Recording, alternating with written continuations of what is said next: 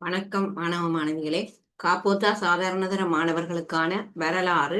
இதுல நாங்கள் இந்த எதிர்பார்க்க வினாக்கள்லாம் பார்த்து கொண்டிருக்கிறோம். அதாவது பகுதி 2 வினாத்தாள்ல வருகின்ற பகுதி 3 வினாத்தாள்ல, அதாவது பகுதி 3 பகுதியில ஒரு வினா மட்டும் நீங்கள் எடுத்து செய்கிற பகுதி தான் நாங்க பார்த்து கொண்டிருக்கிறோம். இப்ப பகுதி 3ல இப்ப 2 வினாக்கள் தருவார்கள். அதுல நீங்கள் ஒரு வினாவிற்கு கட்டாயம் எழுத வேணும் விட.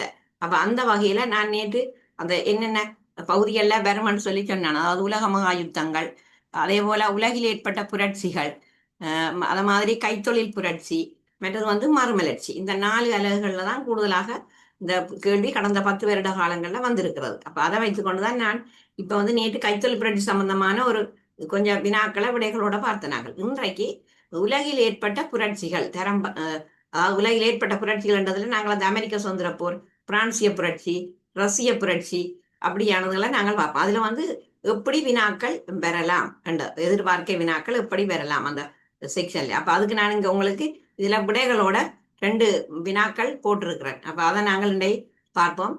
நீங்கள் இந்த சேனலுக்கு புதிதென்று சொன்னால் லைக் பண்ணி ஷேர் பண்ணி மறக்காம சப்ஸ்கிரைப் பண்ணுங்க. நன்றி.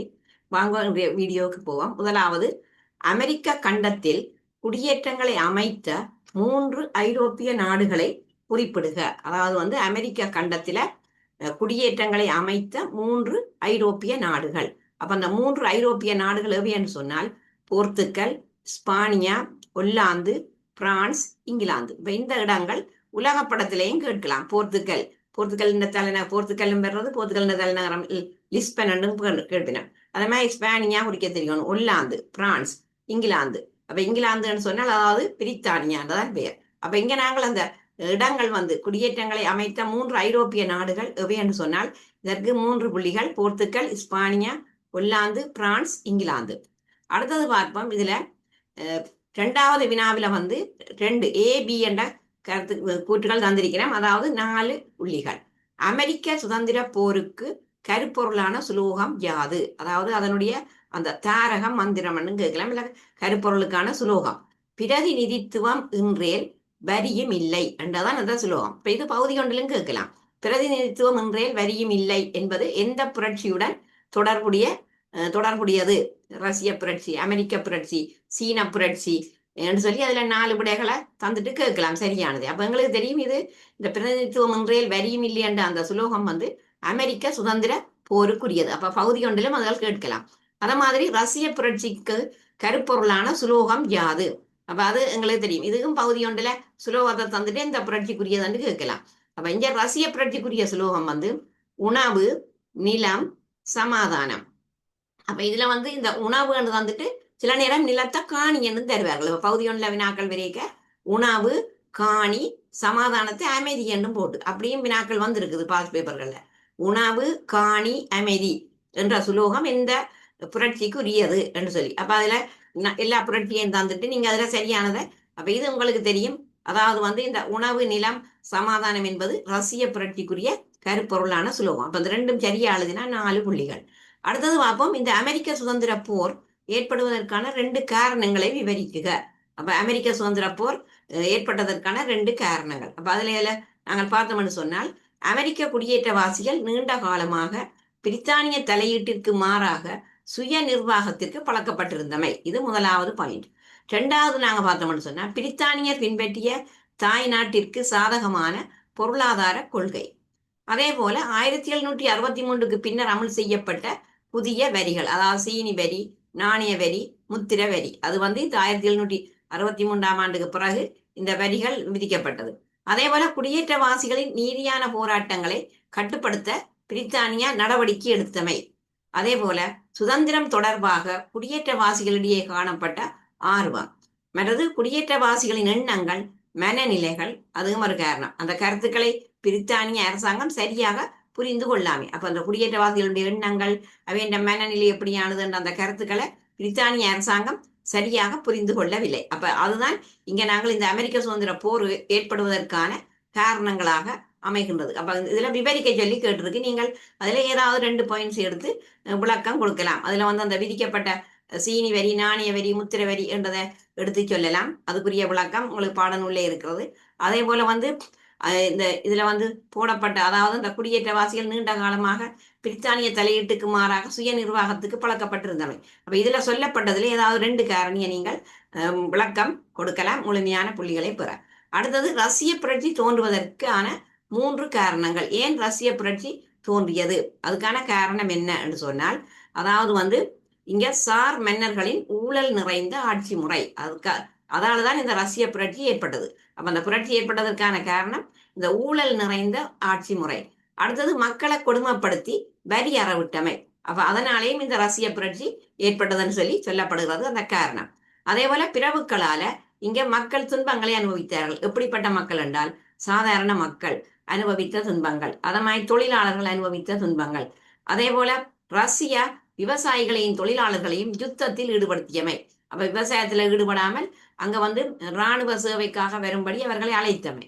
அப்ப அதுவும் வந்து அதாலேயும் மக்கள் வந்து துன்புறுத்தப்பட்டார்கள், விவசாயிகள் தொழிலாளர்களை யுத்தத்துல ஈடுபடுத்துவது. அப்ப இதனால இந்த விவசாயிகளை கொண்டே யுத்தத்தில் ஈடுபடுத்திய நாட்டுல விவசாய உற்பத்தி குறையும், உணவு பஞ்சம் ஏற்படும்.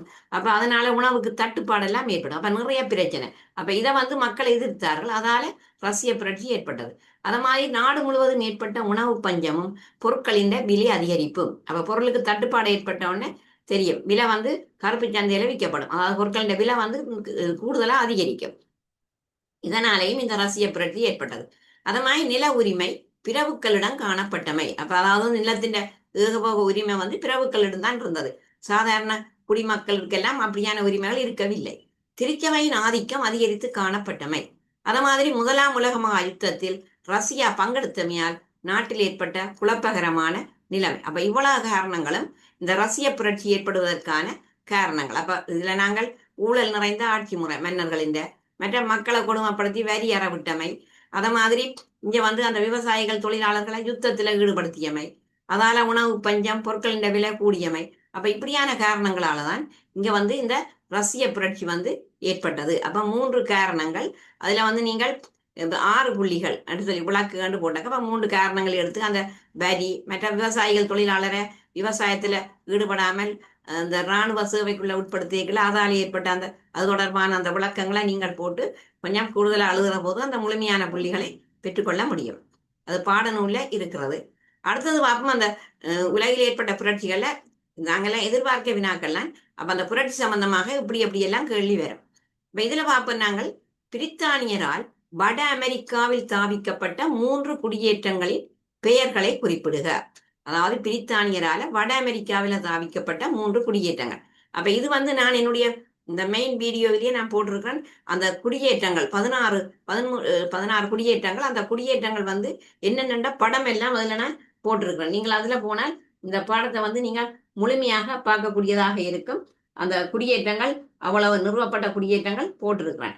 அந்த என்னென்ன குடியேற்றங்கள், மற்றது வந்து அந்த குடியேற்றங்கள் அந்த படத்துல வந்து எங்கெங்க இருக்குன்னு சொல்லி. இப்ப கேள்வி என்னென்றால், வட அமெரிக்கால தாவிக்கப்பட்ட 3 குடியேற்றத்தின் பெயர்கள்.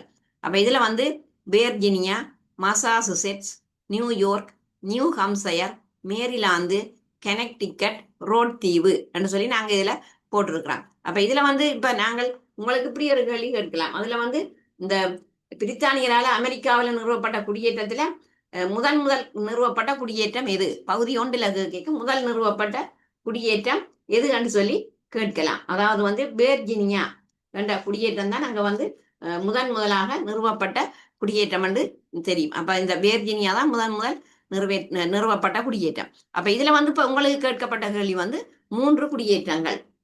அதுல வந்து நிறைய குடியேற்றங்கள் இருக்கிறது. வேர்ஜினியா, அதே போல அதுல வந்து ரோட் தீவு சொல்லி இருக்கு, ஜோர்ஜியா, மேரிலாந்து, அத மாதிரி சிலது இல்லை இதுல, பென்சில்வேனியா, கெனக்டிக்கட், தென் Carolina, New Hampshire, New Jersey, Massachusetts, New York, வட கரோலினா என்றெல்லாம் இருக்கிறது. அத மாதிரி இதுல வந்து இறுதியாக நிறுவப்பட்ட குடியேற்றம் எதுன்னு சொன்னா ஜோர்ஜியா. அப்ப முதல் நிறுவப்பட்டது வேர்ஜினியா.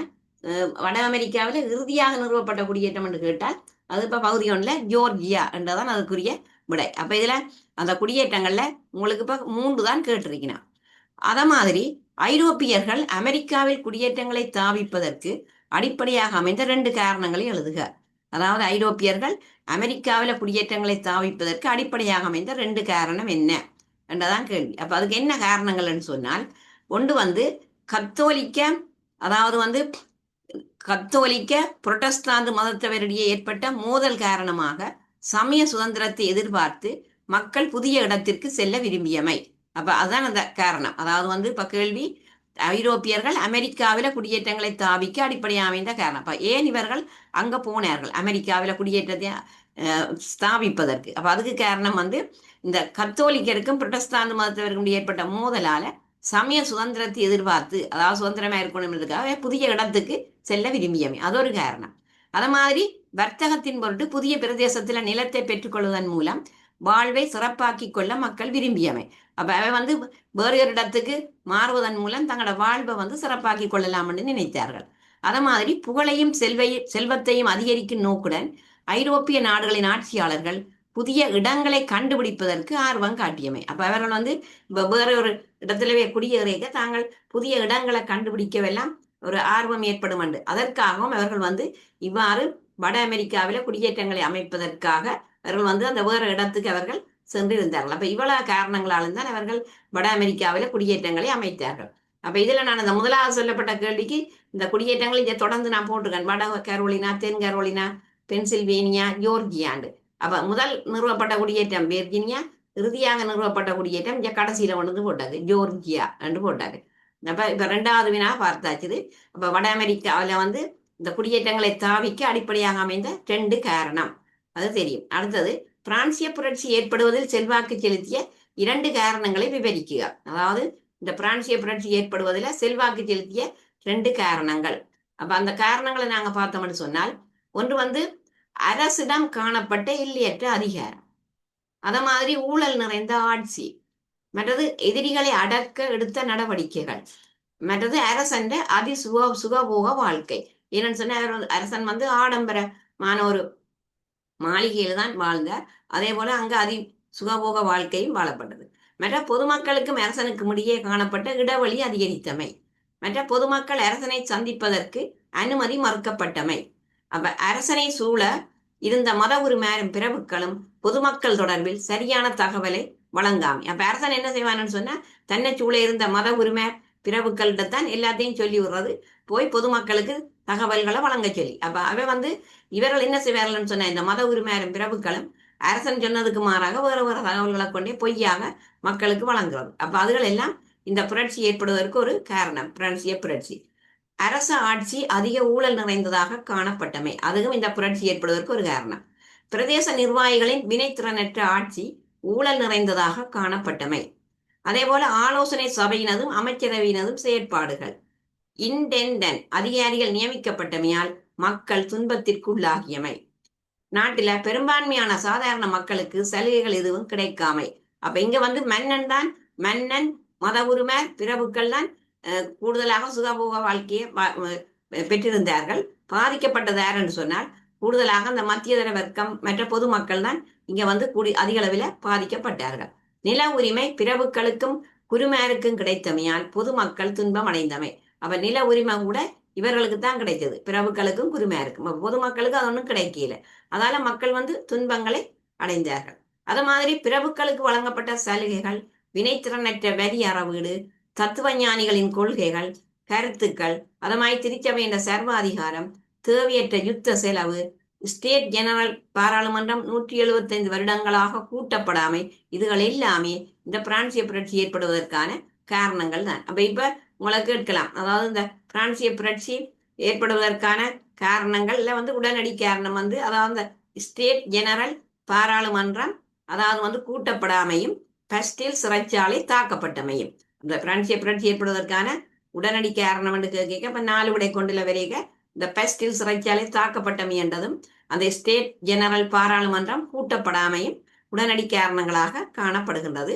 இது வந்து பிரான்சிய புரட்சி ஏற்படுவதற்கான ஏனைய காரணங்களுக்குள்ள இது வருகின்றது. அதாவது பிரான்சிய புரட்சி ஏற்படுவதில் அந்த செல்வாக்கு செலுத்திய காரணங்கள் என்றதற்கு இதுல நிறைய போடப்பட்டிருக்கின்றது. அதுல நீங்கள் ஏதாவது 2-3 எடுத்து அதுல விளக்கங்கள் கொடுக்கலாம். இப்ப 2 காரணங்களை தான் விளக்க சொல்லி கேட்டிருக்கணும். அதுக்கு விளக்கம் கொடுக்கறதுக்கு நீங்கள் இதுல எடுத்து விளக்கக்கூடிய, சுலபமா விளக்கக்கூடியன்னு சொன்னால், அந்த ஸ்டேட் ஜெனரல் பாராளுமன்றம் 175 வருடங்களாக கூட்டப்படாமையும், பிறகு அதுல வந்து அந்த பெஸ்டில் சிறைச்சாலை எப்படி தாக்கப்படுகிறதுன்றது. அப்ப அதுல வந்து நிறைய அதுக்கு அந்த இந்த கூடின விடயங்கள் அதுல போடப்பட்டிருக்கு. அதை நீங்க விளக்கமாக எடுத்தே விளக்கலாம். அத மாதிரி அந்த அரசன்ற சுகபோக வாழ்க்கை, அதே நேரம் மத உரிமையார் பிறவுகளும் தான் அந்த கூட சலுகைகள் கிடைத்ததை ஒழிய பொதுமக்கள் துன்புறுத்தப்பட்டமை, அதையும் ஒரு விளக்கமாக எடுத்து விளக்கத்துக்கு கொடுக்கலாம். அத மாதிரி அடுத்த வினா, இந்த ரஷ்ய புரட்சியின் விளைவுகள் 3ஐ விளக்குக. ரஷ்ய புரட்சியால் ஏற்பட்ட விளைவுகள் யாவை என்று சொன்னால், சார் மன்னர்களின் அதிகாரமும் ஆட்சி முறையும் வீழ்ச்சியடைந்தமை அந்த புரட்சியால் ஏற்பட்ட விளைவு. மற்றது வந்து லெனின் தலைமைத்துவத்தின் கீழ் ஆட்சி ஸ்தாபிக்கப்பட்டமை. அதே போல சம உடைமை கொள்கை அடிப்படையிலான செயற்பாடுகள், மற்ற சமூக உரிமை பொதுவுடைமையாக்கப்படுவது, தொழிற்சாலைகள், வங்கி, போக்குவரத்து, மற்ற ரஷ்யா சோவியத் சம உடைமை குடியரசு என்ற பெயரில் அறிமுகமானவை. அது மாதிரி சம உடைமை கொள்கை உலகம் முழுவதும் பரவியமை. அப்ப இதெல்லாம் வந்து ரஷ்ய புரட்சியின் விளைவுகளாகத்தான் காணப்படுகிறது. அப்ப ரஷ்யா வந்து சோவியத் சம உடைமை குடியரசு என்ற பெயர்ல அறிமுகமாகிறது. அதனால சம உடைமை கொள்கை என்றது வந்து உலகம் முழுவதும் பரவியமை என்ற ஒரு கருத்து. இப்ப உலகில 3 வகையான பொருளாதாரங்கள் இருக்கிறது. ஒன்று முதலாளித்துவ பொருளாதாரம், 2 சமதர்ம பொருளாதாரம், 3 வந்து கலப்பு பொருளாதாரம். இப்ப இலங்கையை நாங்க எடுத்தோம்னு சொன்னா இலங்கை கலப்பு பொருளாதார நாடு. ஏன்னு சொன்னா இங்க தனியார் துறையும் இயங்குது, அரசு துறையும். இப்ப கல்வி என்று எடுத்தா தனியார் கல்வி நிறுவனங்களும் இருக்குது, அரச பாடசாலைகளும் இருக்குது. வைத்திய சேவை எடுத்தா அரச வைத்தியசாலை, தனியார் வைத்தியசாலை. அப்ப ஆகவே அதால நாங்க சொல்றோம் இலங்கையின் பொருளாதாரம் கலப்பு பொருளாதாரம்னு சொல்லி. அப்ப அதை மாதிரிதான் ரஷ்யா சோவியத் சம உடைமை என்ற பெயர்ல அறிமுகமானதாலே அங்க சமதர்ம பொருளாதாரம் காணப்படுகிறது. இப்ப அமெரிக்காவை எடுத்தோம்னு சொன்னா அங்க முதலாளித்துவ பொருளாதாரம். அப்ப ஆகவே இங்க நாங்கள் இந்த ரஷ்ய புரட்சியின் விளைவுகள் என்று கேட்டால் நீங்கள் இதுல வந்து இவ்வாறான இந்த விடயங்களை சொல்லி அதற்கு ஒரு விளக்கம் கொடுக்கலாம். அப்ப ஆகவே இங்க நாங்கள் இந்த புரட்சி சம்பந்தமாக எப்படியெல்லாம் வினாக்கள் வரும் என்றதுல நாங்கள் இதுல ரஷ்ய புரட்சி, பிரான்சிய புரட்சி, அமெரிக்க சுதந்திர போர், அப்ப அதுகள்ல கேள்விகள் வந்தால் நாங்கள் எப்படி விடை எழுதலாம் என்றதற்கு நான் இப்ப இதுல ஒரு எதிர்பார்க்க வினாக்களுக்குள்ள இதுகள் வரலாம். இந்த 2ஆம் பகுதி 3ல இவ்வளவுலாம் கூட கேள்விகள் வர்றது. அதனாலதான் நான் அதை இதுல போட்டிருக்கிறேன். அடுத்தது வந்து இப்ப நாங்கள் இதுல 2 வினாக்கள் முழுமையாக பார்த்திருக்கிறோம். அந்த மாதிரி நாங்கள் எடுத்தோம்னு சொன்னா இதுல மேலதிகமா நான் இதுல ஒரு கேள்வி போட இல்லை உங்களுக்கு.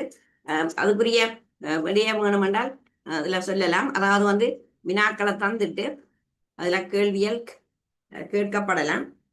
இப்ப உதாரணமா நாங்கள் பார்த்தோம்னு சொன்னால், பிரெஞ்சு புரட்சியில் செல்வாக்கு செலுத்திய கருத்துக்களை முன்வைத்த தத்துவ ஞானிகள், அப்படி ஒரு வினா கேட்கப்படலாம். அதாவது வந்து இந்த உலகில் ஏற்பட்ட புரட்சிகள் என்றதுல பிரான்சிய புரட்சி எடுத்தோம்னு சொன்னால் அது இதுதான் இந்த இதுல போடவில்லை, அதை நீங்கள் இந்த கேட்டு கிரகித்துக் கொள்ளலாம். பிரெஞ்சு புரட்சியில் செல்வாக்கு செலுத்திய கருத்துக்களை முன்வைத்த தத்துவ ஞானிகள் 3 பெயரிடுக. இப்ப நீங்க உங்களோட பாடநூல்ல இருக்குது, அதுக்கு விட வந்து ரூசோ, வோல்டயர், மொண்டெஸ்கியூ இவதான் அந்த தத்துவ ஞானிகள் என்று சொல்லி சொல்றான். இப்ப மொண்டெஸ்கியூ என்பவர் சட்டத்தின் சாரம் என்ற ஒரு நூல் எழுதியிருந்தவர். அத மாதிரி ரூசோ வந்து சமூக ஒப்பந்தம் என்ற நூலை எழுதியிருந்தவர். இதெல்லாம் பகுதி 1ல கேட்கலாம். சமூக ஒப்பந்தம் என்ற நூலை எழுதியவர் யார்? ரூசோ. அதே போல சட்டத்தின் சாரம் என்ற நூலை எழுதியவர் யார்? மொண்டெஸ்கியூ. அப்ப இப்ப கேள்வி என்னன்னு சொன்னால், அதாவது இந்த பிரெஞ்சு புரட்சியில செல்வாக்கு செலுத்தி கருத்துக்களை முன்வைத்த தத்துவ ஞானிகள் 3 பெயரிடுக. அதற்குரிய விட ரூசோ, வோல்டேயர், மொண்டெஸ்கியூ. அடுத்த வினாவை பாருங்க. ஏபிசிடி ஆகியவற்றால் காட்டப்பட்ட ஒவ்வொரு தகவலுக்கு உரிய விடைகளை அங்க கொஞ்சம் விடைகள் தெரிவினம் உங்களுக்கு, அதுல இருந்து தெரிவு செய்யலாம். இப்ப ஏபிசிடி என்ற ஒரு 4 கூற்றுகள். இப்ப ஏ, அமெரிக்க புரட்சி ஏற்படுவதற்கு அடிப்படையாக அமைந்த சம்பவம் என்ன? அது விட வந்து பொஸ்டன் தேநீர் விருந்து. அதுதான் அந்த அமெரிக்க புரட்சியே ஏற்படுவதற்கு அடிப்படையாக அமைந்த சம்பவம் பொஸ்டன் தேநீர் விருந்து. அத மாதிரி அதுல பி, சுதந்திர ஐக்கிய அமெரிக்க குடியரசின் முதலாவது ஜனாதிபதி ஜார்ஜ் வாஷிங்டன் என்பதுதான் விட. சி, பிரெஞ்சு புரட்சியின் போது அந்த நாட்டின் ஆட்சியாளர் 16ஆம் லூயி தான் விட. அதே போல ரஷ்ய புரட்சிக்கு தலைமை தாங்கியவர் B.I. லெனின் என்றது.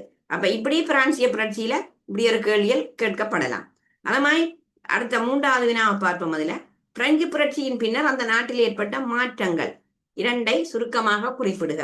அதாவது பிரெஞ்சு புரட்சியின் பின்னர் அந்த நாட்டுல என்ன மாற்றங்கள் ஏற்பட்டது என்று சொன்னால், பிரான்சின் முடியாட்சி வீழ்ச்சி அடைந்தது, பிரான்சில கூட்டாட்சி முறை ஒன்று தோன்றியது, விவசாயிகளுக்கு சலுகைகள் கிடைத்தமை, அத மாதிரி 1791ஆம் ஆண்டு அடிப்படை உரிமை தொடர்பான பிரகடனம் வெளியிடப்பட்டமை, அதே போல வரிகள் குறைக்கப்பட்டமை, அது மாதிரி உறுதியற்ற அரசியல் நிலை தோற்றம் பெற்றமை. அப்ப இது வந்து இந்த பிரெஞ்சு புரட்சியின் பின்னர் அந்த நாட்டில் ஏற்பட்ட மாற்றங்களாக சொல்லலாம். அதுல இன்னொரு வினா, ரஷ்ய புரட்சியினால் அந்த நாட்டில் ஏற்பட்ட அரசியல் பொருளாதார மாற்றங்கள் ஒவ்வொன்றை உதாரணம் தந்து விளக்குக. அப்ப ரஷ்ய புரட்சியால ஏற்பட்ட அரசியல் மாற்றம் என்ன, பொருளாதார மாற்றம் என்ன. அப்ப நீங்க படிக்க ரஷ்ய புரட்சியால் ஏற்பட்ட அரசியல் மாற்றத்தை தனியா பார்க்கணும், அது மாதிரி பொருளாதார மாற்றம். அப்ப இதுல நாங்கள் இந்த அரசியல் மாற்றம் என்னன்னு சொன்னால், சார் மன்னர்களின் ஆட்சி வீழ்ச்சி அடைந்தமை, அதே போல சம உடைமை ஆட்சி உருவானமை, அதே போல ரஷ்யா சோவியத் சம உடைமை குடியரசு என்ற பெயரில் அறிமுகமானது. அப்ப இது அரசியல் மாற்றம். பொருளாதார மாற்றத்தை பார்த்தோம்னு சொன்னா, நில மானிய முறை முற்றாக நீக்கப்பட்டது, சிறிய விவசாய பண்ணைகள் பாரிய விவசாய பண்ணைகளாக மாற்றமடைந்தன, அத மாதிரி தொழிற்சாலைகள் வங்கி போக்குவரத்து போன்றன மக்கள் மயப்படுத்தப்பட்டது, அதே போல தனியார் சொத்துக்கள் அரசுரிமையாக்கப்பட்டமை. அப்ப இது பொருளாதார மாற்றங்கள். அப்ப இந்த இதுல வந்து ரஷ்ய புரட்சியால இப்படியான அரசியல் மாற்றம் ஏற்பட்டது, இப்படியான பொருளாதார மாற்றங்கள் ஏற்பட்டது. அப்ப அது கேட்க நீங்க அரசியல் மாற்றத்தை புரியும்பா சொல்லணும், பொருளாதார மாற்றங்களை தனியாக சொல்ல வேணும். அப்ப இப்படித்தான் இந்த உலகில் ஏற்பட்ட புரட்சிகள் என்பதுல இந்த வினாக்கள் வந்து இவ்வாறான முறையில உங்களுக்கு கேட்கப்படலாம். அப்ப ஆனபடியால நீங்கள் இந்த வினாக்களுக்கு வந்து அப்ப இதுல நான் வினா போட்டிருக்கேன் இதுல, ஆனா விட நான் போடவில்லை. அப்ப இதுல வினா இங்க போட்டிருக்கேன், பிரெஞ்சு புரட்சியில செல்வாக்கு செலுத்தி கருத்துக்களை முன்வைத்த தத்துவ ஞானிகள். அப்ப அதுதான் நான் இப்ப சொன்னேன். இதுல விட போடையில நீங்க விடைய நான் இப்ப சொல்லி இருக்கிறேன். இப்ப ரூசோ, வோல்டயர், மொண்டெஸ்கியூ வந்து அதை மாதிரி இந்த ஏபிசிடி கூற்றுகளை தந்துட்டு கேட்கலாம். இதுல இப்ப நான் சொன்ன மாதிரி அமெரிக்க புரட்சி ஏற்படுவதற்கு அடிப்படையாக அமைந்த சம்பவம். அப்ப அது போஸ்டன் தேநீர் விருந்து. அதே போல சுதந்திர ஐக்கிய அமெரிக்க குடியரசின் முதலாவது ஜனாதிபதி ஜார்ஜ் வாஷிங்டன். அது மாதிரி சி, பிரெஞ்சு புரட்சியின் போது அந்த நாட்டின் ஆட்சியாளர் 16ஆம் லூயி. டி, ரஷ்ய புரட்சிக்கு தலைமை தாங்கியவர் விஐ லெனின். அப்ப இதுக்குள்ள தந்திருக்கிறோம் அடைப்புக்குறிக்குள்ள. அது மாதிரி இப்படி ஒரு வினா பகுதி ஒன்றிலையும் கேட்கலாம். பகுதி ஒன்றில் இப்படி கொஞ்சத்தை தந்துட்டு இப்படி ஒரு கேள்வியை மேல கூற்றுகளாக தந்து கேட்கலாம். அப்ப இது உங்களுக்கு நான் இப்ப சொல்ற இந்த எதிர்பார்க்க வினாக்கள் பகுதி ஒன்றிலும் வரலாம், பகுதி ரெண்டிலுமே வரலாம். மற்ற பிரெஞ்சு புரட்சியின் பின்னர் அந்த நாட்டில் ஏற்பட்ட மாற்றங்கள், அது இப்ப நான் உங்களுக்கு விடைகள் இந்த ரெண்டுக்கும் சொன்னான். அப்ப இதுல உங்களுக்கு கேள்வி இருக்குது, இதுல விடைகளும் நான் இதற்கு சொல்லி இருக்கிறேன். இதுக்குரிய விட மட்டும்தான் இல்லை, மற்ற வினாக்கள் ரெண்டுக்கும் கேள்விகள் இருக்குது. அப்ப இது ஒரு எதிர்பார்க்கை வினா. எங்கேன்னு சொன்னா இந்த பகுதி 3ல தான் நான் இப்ப உங்களுக்கு இப்ப சொல்லிக்கொண்டு இருக்கின்றேன். அப்ப பகுதி 3ல ஒன்றில் மறுமலர்ச்சியா இருக்கலாம், அது கடந்த வருடம் நடந்த பரீட்சையில மறுமலர்ச்சி வந்திருக்கு. அப்ப வரவில்லைன்னு சொன்னா கைத்தொழில் புரட்சியும் அதுல கேட்கப்படவில்லை, அதே போல உலகில் ஏற்பட்ட புரட்சிகளும் கேட்கப்படவில்லை, மற்ற உலகமகாயுத்தம் ஒவ்வொரு முறையும் கேட்கப்படுறது. நான் அந்த உலகமகாயுத்தம் கேள்விகள் ஏற்கனவே வீடியோக்கெல்லாம் போட்டுட்டபடியால இதுல நான் அதை செய்யலை அந்த கேள்விகள். இப்ப நாளைய வகுப்புல வந்து நான் இந்த பகுதி 3ல அந்த மறுமலர்ச்சி போன முறை வந்தபடியால அதுல வந்து நான் அவ்வளவு முக்கியத்துவம் செலுத்தல. அது பிறகு நாங்க வேணுமெண்டா டைம் இருந்தா பார்க்கலாம். நாளைக்கு பகுதி 2ல அந்த பகுதி 2ல எப்படியான வினாக்கள் எதிர்பார்க்க வினாக்களாக வரலாம் ரெண்டது. அப்ப இலங்கையின குடியேற்றங்கள் தொடர்பாக, அங்கால வந்து அதுல அந்த புராதன சமூகம், அப்ப அப்படியான விடயங்கள்ல எப்படியெல்லாம் கேள்விகள் கேட்கப்படலாம் என்ற ஒரு எதிர்பார்க்கை. அப்ப அந்த வகுப்பு தான் நாளைய வீடியோவில் போடப்படும். அப்ப இந்த வீடியோ உங்களுக்கு பிடித்திருந்தா லைக் பண்ணி ஷேர் பண்ணி மறக்காம சப்ஸ்கிரைப் பண்ணுங்க. நன்றி.